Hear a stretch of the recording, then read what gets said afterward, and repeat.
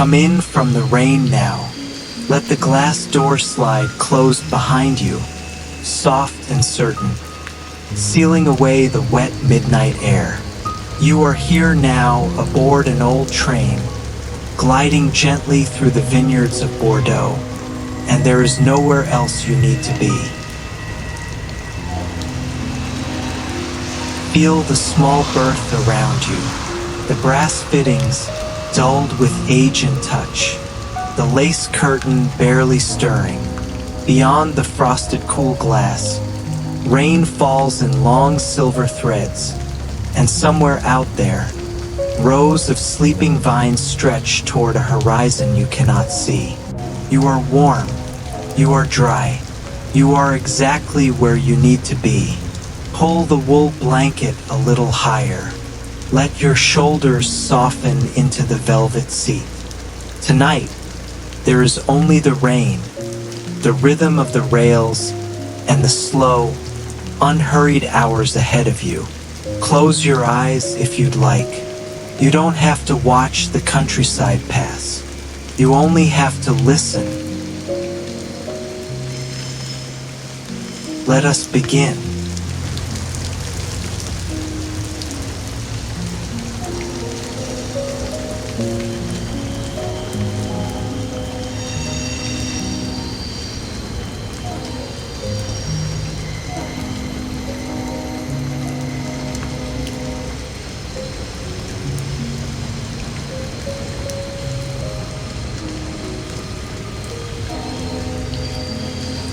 The train moves slowly tonight, slower than it needs to. It seems as though it too wishes to savor this hour rather than rush through it. Outside your window, the vineyards of Bordeaux unfold in the dark, row after row after row, their trellised vines catching brief gold light from the carriage lamps before slipping back into shadow. The rain falls steadily over all of it. Not a storm, not urgent, just a patient midnight rain, the kind that seems to have always been falling and will go on falling long after you've drifted to sleep. You settle deeper into your seat. The leather beneath you is old, cracked softly at the seams, the way only decades of quiet journeys can wear it. It creaks just slightly as the train sways, a low and familiar sound, like the carriage itself breathing. Above your head, a small brass reading lamp casts a warm amber circle onto the wood-paneled wall. Its light doesn't reach far. It doesn't need to. It only needs to hold this small corner of the world in a gentle glow. While everything past the glass remains dim and rain-soft and infinitely calm. You look toward the window. The glass is cool beneath your fingertips if you reach out to touch it. On the other side, water gathers into fine rivulets, tracing unpredictable paths downward, merging, pausing, merging again. 100 small rivers with nowhere urgent to be, just like you. Somewhere down the corridor, a porter passes with a silver tray.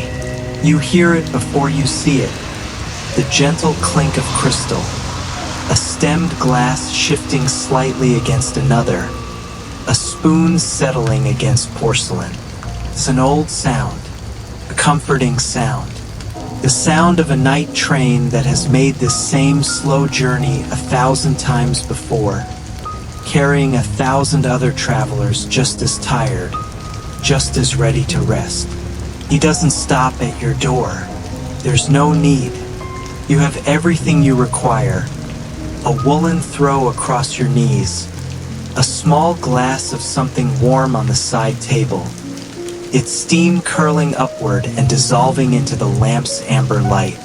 You lift it, feel the warmth pass into your palms. Breathe in the low, rich scent, something like dark fruit and oak and the deep, slow sweetness of a cellar that has aged things patiently. for years without hurry. The vineyards continue to pass by your window, unhurried, endless. In the daylight, you imagine they would be 100 different shades of green and gold, the leaves catching sun in a way that dazzles the eye. But now, at midnight, in the rain, they are simply dark shapes, rows and rows of quiet vines, sleeping beneath the water, waiting for a dawn that is many hours away still. You are in no rush to see that dawn.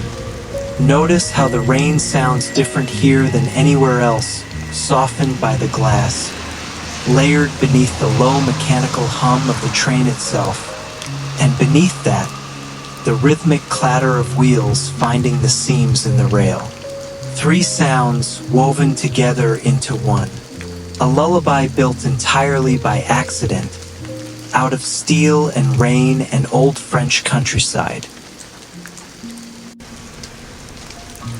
Your carriage rocks gently side to side, the way a cradle might. You find your body has already begun to match its rhythm, shoulders loosening with each sway, breath slowing to meet the pace of the wheels. There is nothing you need to do here, no schedule to keep, though the train itself keeps one somewhere in the mind of its engineer. For you, there is only this: the rain outside, the warmth inside, the vines slipping quietly past, mile after patient mile. You glance again at the window. A single drop of rain, larger than the rest, breaks from the top of the frame and begins its slow descent, gathering smaller droplets as it goes, growing heavier, unhurried even in falling. Far off, so faint you might imagine it, comes the low call of the train's whistle, not urgent, not sharp, but soft and rounded by distance and rain, more felt than heard, like something remembered rather than something happening now. You settle back further into the velvet seat. The vineyards continue, dark and rain-soaked, mile after mile. Somewhere among them stand old stone chateaus, their windows dark, their cellars deep and cool beneath the earth, holding centuries of quiet history that the storm above will never disturb. You will visit those cellars soon, but not yet. For now, you have only to sit here warm and dry, wrapped in wool and amber light, listening to rain trace its slow paths down the glass, feeling the gentle sway of the carriage carry you forward through the sleeping valleys of Bordeaux. The night is long, the rain is patient, and you are exactly where you need to be, cradled in warmth, rocked gently onward, mile after unhurried mile.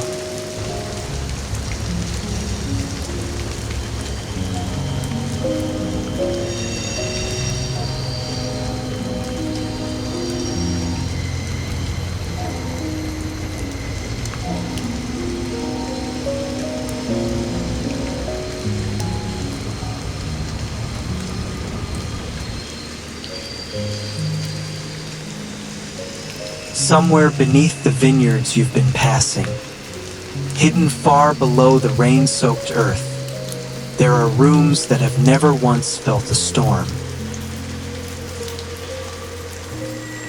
Let your mind drift there now if you'd like, away from the rhythm of the rails, down, beneath the roots of the vines, beneath the stone foundations of the old chateaus, into the cool and ancient dark of the limestone cellars that have kept Bordeaux's quietest secrets for centuries. They were carved by hand. These caves, generations ago, patient laborers with simple tools, hollowing soft limestone into long, vaulted corridors that curve gently underground, following veins of stone the way a river follows the shape of a valley. It took years to dig even a single cellar, Some took a lifetime.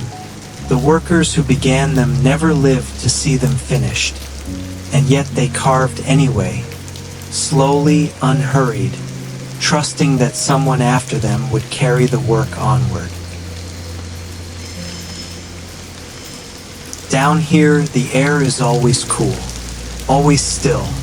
Summer does not reach this deep, and neither does winter, nor the rain falling steadily above. There is only one temperature in these caves, one gentle chill that has remained unchanged since long before you were born, and will remain unchanged long after, a temperature that seems to exist outside of time itself. Imagine walking these corridors now, your footsteps softened by centuries of stone dust. Along the walls, oak barrels rest in long, quiet rows, stacked 3 and 4 high, each one holding wine that is slowly, patiently becoming something greater than it was. Some of these barrels have rested here for a year, some for many years. Time moves differently in this dark. No clock ticks, no calendar turns. There is only the slow, invisible work of aging, happening in silence, in darkness, undisturbed.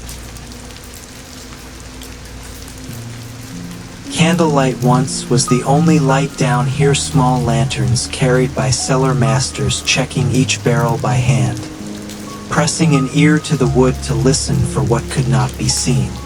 Even now, in the corners of the oldest caves, you might find blackened marks on the stone ceiling, soot left behind by flames that flickered here 100 years ago, watching over wine that has long since been bottled, poured, and finished by travelers who are themselves long gone. And yet the cellar remains, cool, quiet, unchanged. There is a particular silence found only underground, deeper than the silence of a quiet room, deeper than the hush of falling snow. It is a silence with weight to it, a silence made of stone and earth and centuries pressing gently down from above. Sound does not travel far in these corridors. A voice softens after only a few steps. Footsteps fade into stone. Even breathing seems to slow here, matching the patience of the wine resting nearby. Storms have passed above these caves 1,000 times over. Thunder has rolled across the vineyards. Rain has soaked the earth. Floods have risen and receded along the river not far from here, and none of it has ever reached this deep. The barrels do not know of storms. The wine ages the same whether the sky above is clear or breaking. There is something deeply comforting in that thought, isn't there? That somewhere, always, there exists a place so still, so protected, that the chaos of weather above simply cannot reach it. A place where time slows to the pace of oak and stone, where nothing is rushed, where everything is allowed the fullness of its own unhurried process. Some of the oldest bottles in these caves have rested untouched for 100 years or more. No one alive remembers placing them there, and yet they wait, patient in the dark, held safe by cool limestone walls, their contents growing only more complex, more layered, more quietly extraordinary with each passing decade. Imagine running your fingers along one such wall.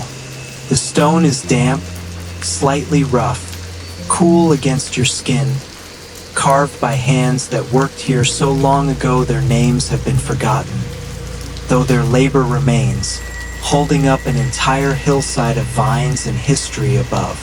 Deeper still, in the oldest chambers, the corridors narrow, and the ceiling lowers, until you must walk with your head slightly bowed, the way one might bow before something ancient and deserving of quiet respect. Here, the very first barrels of the estate were once aged. Back when the chateau above was newly built, its stones still pale and unweathered by centuries of rain. Above you, far above, the rain continues to fall on the vineyard, on the train tracks, on the sleeping countryside. But down here, none of that exists. There is only stone and oak and the slow, patient dark. A sanctuary carved by hand, protected by earth, indifferent to storms, holding its quiet treasures safe through centuries that come and go like passing rain. You could stay in this stillness a long while if you wished. There is no reason to hurry back upward. The cellar does not measure time the way the world above does. Down here, an hour and a century feel almost the same, long, slow, patient, and entirely at peace. But the train moves on, gently, above the earth, carrying you forward through the rain-soaked dark. And soon will follow another quiet keeper of these grounds, a man who walks these same stone halls each night, tending to what history has left behind.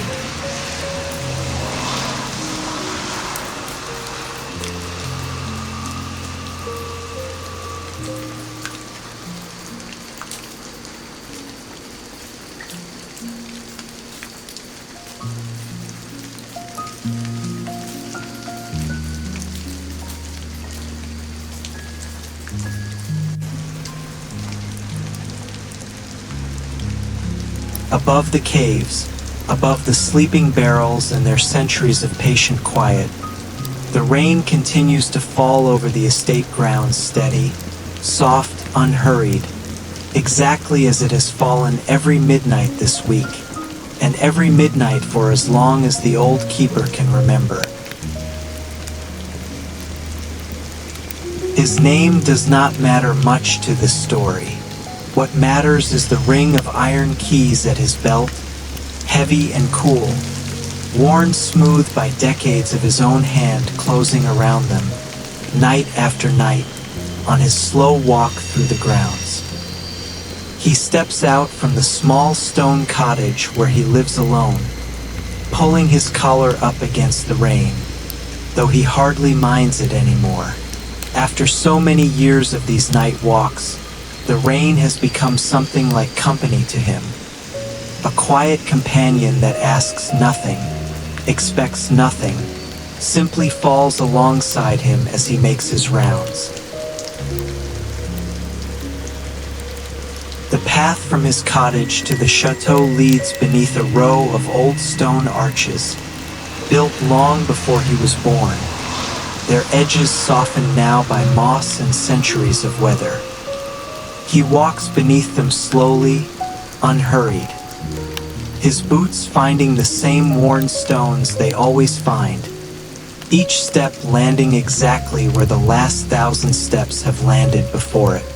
The rain here sounds different than it does out in the open vineyard, closer, more intimate, tapping against stone rather than soil, echoing faintly beneath each archway before fading into the next. He has always liked this sound. It reminds him, he thinks, of something like a heartbeat, steady, patient, alive in its own quiet way. At the heavy wooden door of the barrel room, he lifts his key ring and finds the right key by feel alone, without needing to look.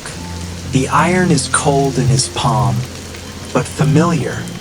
The way an old friend's handshake is familiar even after years apart. The lock turns with a low, satisfying clunk, and the door creaks open into darkness. He does not need a bright light to know this room. He has walked it 1,000 nights before. His lantern casts only a small, warm circle as he steps inside, moving slowly along the rows of barrels, resting one hand gently against the wood of each as he passes, the way one might check on a sleeping child without wanting to wake them. The barrels do not need his attention, not really. The wine ages whether he checks on it or not. But still he walks this same slow path each night, because it is his role, his rhythm, the small ritual that gives shape to his solitary hours. There is comfort in a task performed the same way, at the same pace, every single night, comfort in knowing exactly what is expected of you, and doing it well, quietly, without witness or reward. Outside, the rain continues against the chateau's old windows, but in here, the sound softens to almost nothing, muffled by thick stone walls that have stood for centuries, protecting what rests inside from storms far greater than tonight's gentle shower. When his rounds are finished, he makes his way to the small guardroom near the cellar entrance, little more than a stone alcove, really, with a brick hearth built into one wall, and a single worn armchair angled toward its warmth. He kneels before the hearth and builds a small fire, unhurried, the way he does every night, arranging the wood with the practiced patience of a man who has never once needed to rush this task. The flame catches slowly, then steadily, casting a soft orange glow across the stone walls, chasing away the cool underground air just enough to make the small room feel like a sanctuary of its own. He settles into the armchair with a low sigh, the leather creaking gently beneath him, molded over years into the exact shape of his tired shoulders. On the small table beside him sits a worn book, its spine soft with age, its pages read so many times he could likely recite them from memory. He opens it anyway each night to wherever he last left off, content to read slowly, a few pages only, before his eyes grow heavy. Above him, faintly, he can still hear the rain against the chateau's windows, and somewhere further off, the low rhythmic sound of a train passing through the valley, its whistle soft and distant, swallowed almost entirely by the steady rainfall. He does not mind the solitude of these night shifts. In fact, he has come to treasure it, this quiet hour by the hearth, the fire's gentle warmth against his face, the muffled rain outside, the ancient wine resting peacefully in the dark corridors behind him. There is nowhere else he needs to be, nothing else he needs to do, only this small fire, this worn book, this patient, rain-soft midnight hour. His eyelids grow heavy. The book rests half open against his chest. The fire settles into slow, quiet embers, glowing softly in the dark stone room, and the old keeper drifts, unhurried, into a peaceful and well-earned sleep. Above the chateau, the rain continues to fall, gentle and unbroken, over vineyards and stone arches and sleeping barrel rooms alike, and somewhere beyond the estate walls, your train moves onward too, carrying you closer now to your own quiet hour of rest.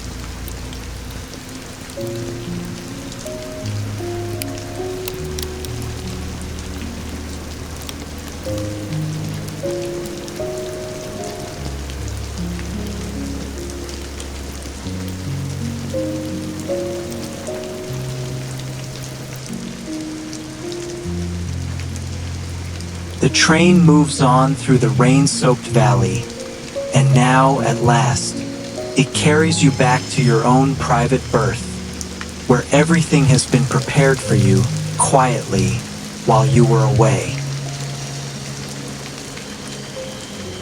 The porter has been here while you rested your thoughts elsewhere. The bed has been turned down with care-crisp linens folded back in a neat triangle, cool to the touch, scented faintly with lavender, the way only old European trains seem to remember how to do. You step inside, and the small space feels like the safest room in the world. You slide the door closed behind you. Just like that, the corridor's soft sounds fade away, and it's only you now, cocooned in this small velvet-lined world, rocking gently forward through the dark French countryside. You sit at the edge of the bed for a moment, unhurried. Through the window beside you, the rain continues its steady descent, tracing long silver lines down the glass, blurring the vineyard lights beyond into soft smears of gold. Everything out there is wet and dark and quietly beautiful. Everything in here is warm and dry and entirely yours. You slip beneath the linens. They are cool at first against your skin, then warm quickly, holding your shape, holding your weight, the way only well-made things do. The lavender scent rises softly around you, mixing with the faint, comforting aroma of aged wood and old brass that seems to live permanently in this carriage. The train rocks gently beneath you side to side, a rhythm so steady, so patient, it feels almost like breathing.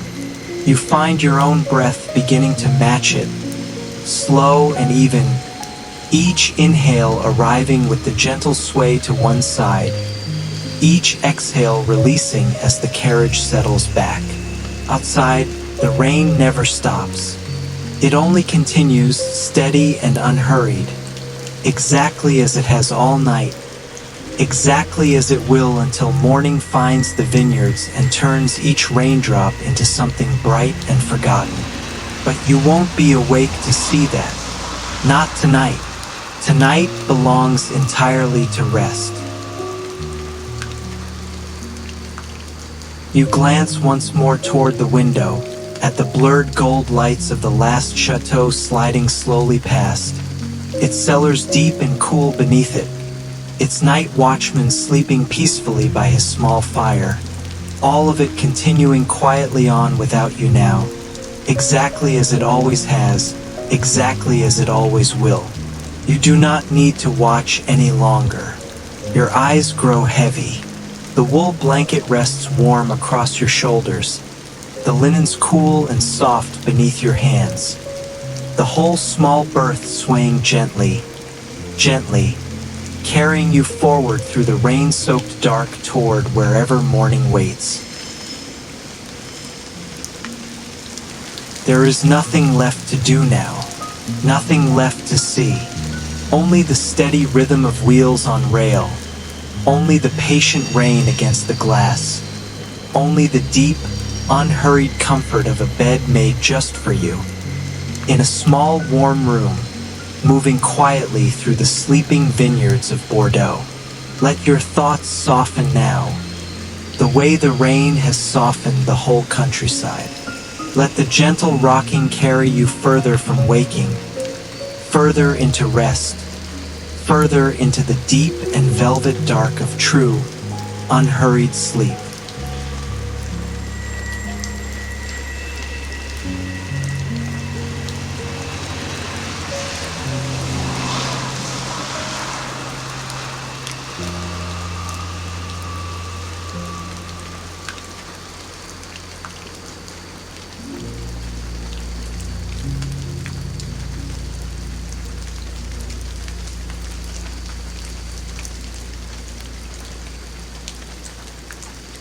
You are safe here, warm and dry, and held gently by the slow rhythm of the rails, while the rain continues its soft descent over vineyards that will still be sleeping when you wake. There is nowhere you need to be now. Nothing left to see, nothing left to do. Only rest. Only the soft weight of linen and wool, the quiet sway of the carriage, the endless, patient rain outside your window. Let it all fade now. The vineyards, the cellars, the old stone arches, the keeper's small fire burning low. They will still be there quietly when morning comes.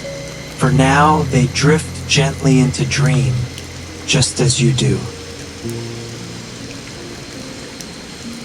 Sleep now deeply, safely, unhurried. The rain will keep falling. The train will keep moving, and you will rest, warm and cocooned, all through this long, gentle, velvet night.